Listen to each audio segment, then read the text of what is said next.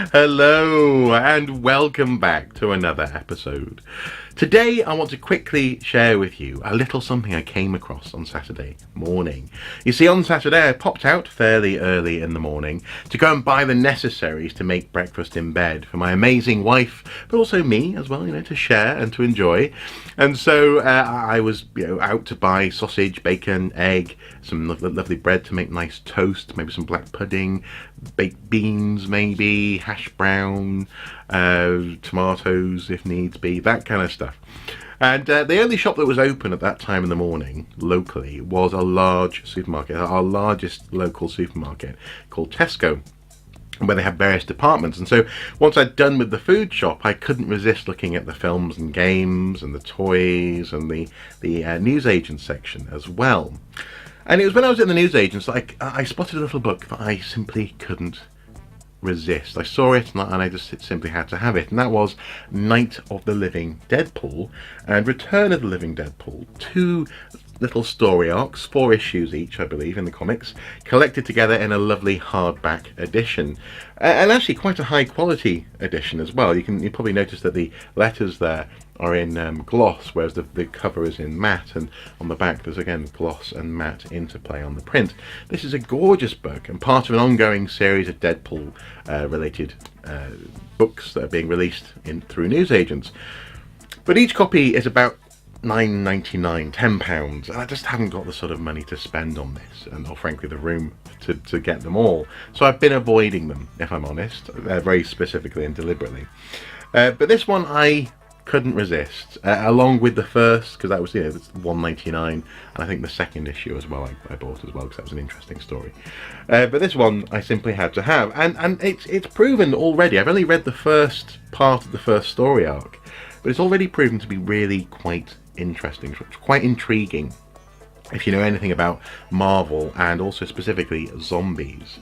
So I suppose it's worthwhile saying that so I've read the Marvel Zombies storyline, and also actually as well the Marvel Zombies versus the Army of Darkness storyline, and in both of these Marvel depicts zombies, or zombies in the Marvel universe rather, I suppose, are depicted as being a bit different to your typical zombie, very specific.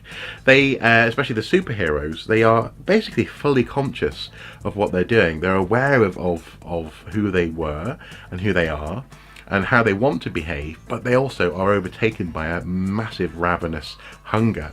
And this is really strongly explored, I suppose, in the character of Spider-Man Peter Parker. So in the original Marvel Zombies story arc, Peter Parker is almost going mad with horror at having eaten Mary Jane and May, and so he doesn't really take off his mask. He can't look himself in the face anymore because he is also fully conscious. And in those moments when their hunger is sated, the heroes have a bit of time to think clearly, maybe make some plans and decide on, for example, how they're going to get their next food fix.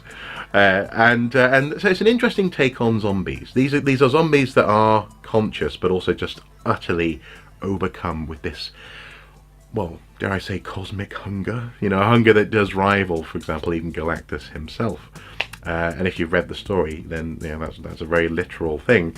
But in this instance, what they do is they combine the world of, I suppose, George Romero in terms of Night of the Living Dead and the Marvel Universe to create a very specific type of zombie scenario.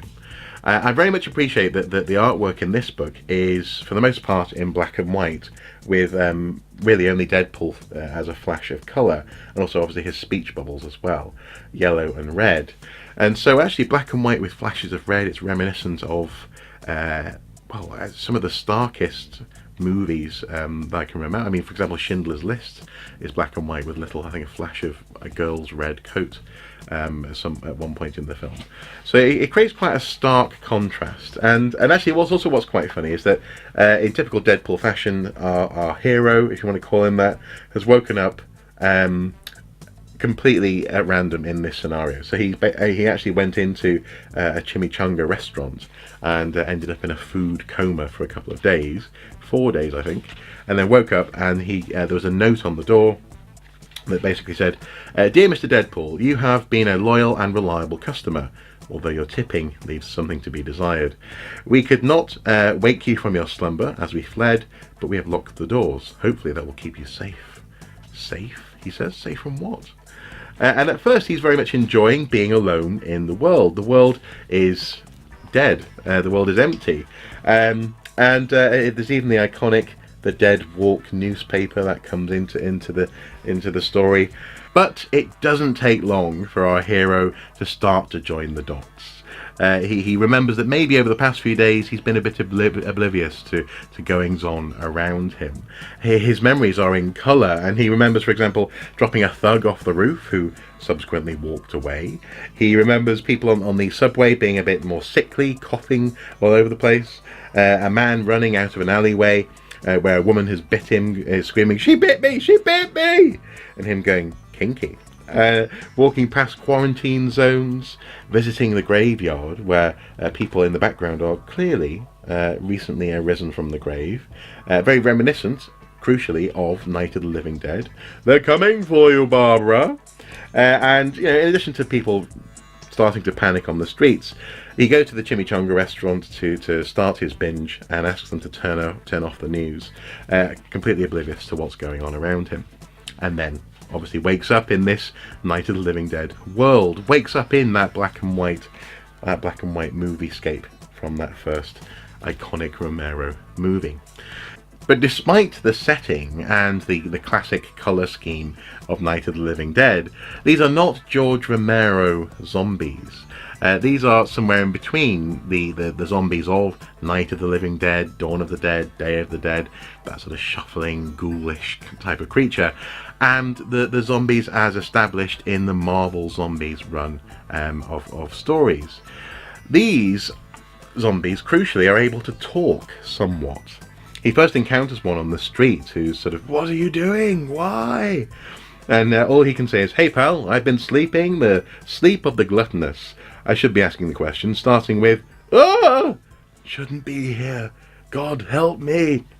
Don't want to do this." "Don't want to? Well, don't do it on my account." "Can't stop myself.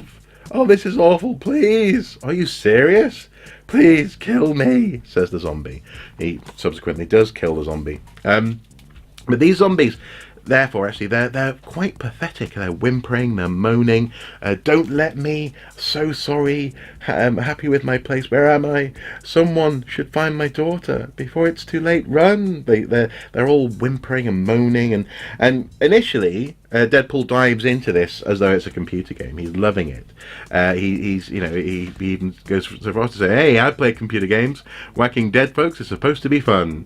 But he also very quickly says, "But all the whimpering and pleading and weeping is really killing my zombie slaughtering buzz." These are a pathetic, very sympathetic crowd of zombies. This actually is a type of zombie that really makes me think about, oh, yeah, they were people and they had lives. And actually also, funnily enough, takes me through George Romero's own thinking arc, because through those movies he starts out with the zombies just being mindless ghouls who want to eat your flesh, and by the time we get to Day of the Dead and eventually things like Land of the Dead, we'll skip over Diary of the Dead, Land of the Dead, the zombies are almost the next evolution of human being. They're starting to reclaim the world, and for example tool use and all this sort of stuff, and who knows, eventually language as well. These zombies are like that. You're reminded of their humanity, no matter how rotten and ghoulish their appearance. And basically, eventually, Deadpool is rescued by some guys who drive past in a Camino. They shoot down all of the undead, and they explain to him that actually these aren't conscious zombies. These aren't like your typical Marvel zombie, and also actually in this particular world, even the Marvel zombies don't seem to be quite a thing. They explain that actually all the heroes are dead, and at the end of this first issue, you see Captain America's shield down in an alleyway there. Clearly he's dead. He's one of the fallen, and Deadpool is the last hero standing. But crucially, they describe it as though these people have a sort of a remnant of consciousness that's along for the ride. Yeah, some of them talk, they say, but it's like leftover consciousness riding along in their undead husk. They can't control the body or stop themselves from killing people. And that is really quite horrific, isn't it?